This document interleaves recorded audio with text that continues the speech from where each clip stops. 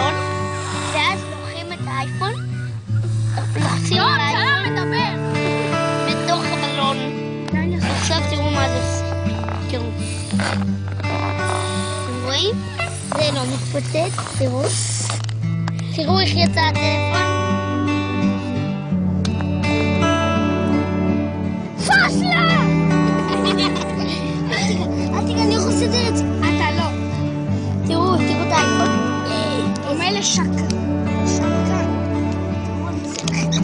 הכי קלני זה הבלון הזה.